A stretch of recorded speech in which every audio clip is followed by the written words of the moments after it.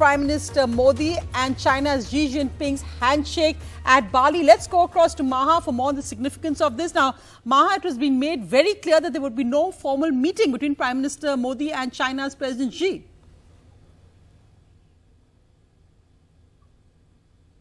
That's absolutely right. There are 8 bilateral meetings which are structured conversations that the Prime Minister will have. These are slated for tomorrow, and China does not figure in that. At the dinner today, the G20 dinner, the two leaders, that is Prime Minister Modi and Xi Jinping, they crossed each other at that time. They stopped, exchanged pleasantries, and that is about it. That is what our sources are pointing out to us, that there was nothing further that was discussed between the two sides. It was a mere courtesy. Now, sources that earlier pointed out to us, Sonia, while saying that there is unlikely to be any formal sit-down meeting between the two, stating that the friction in eastern Ladakh still has at least 2 friction points that still remain.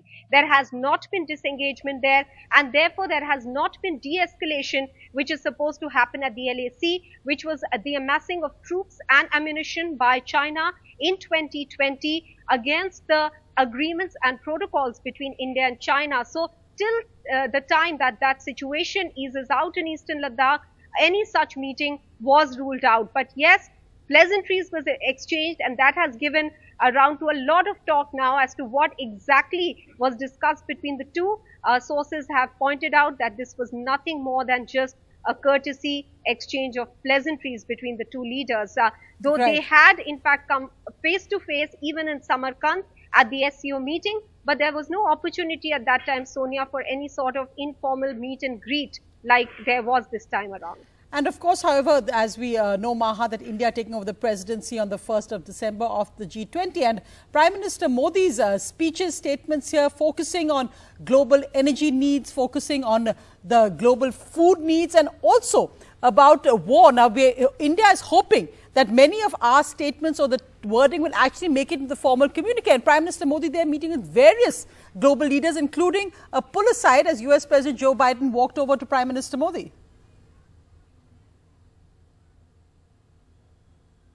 Yes, that pull aside did happen with US President Joe Biden, and several issues were covered in that pull aside as well. That again happened just before the start of the first session today at G20.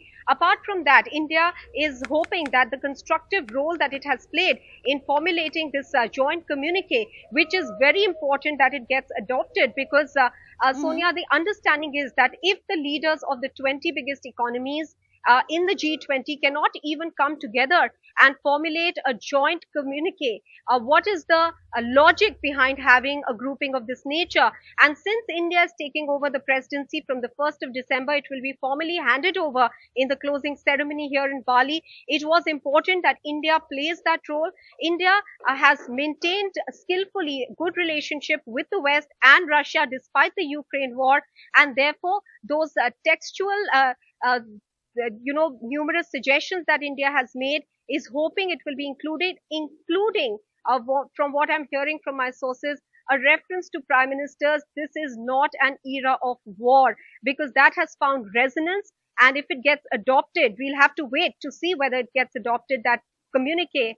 If that gets adopted, it will certainly be a big diplomatic success for India.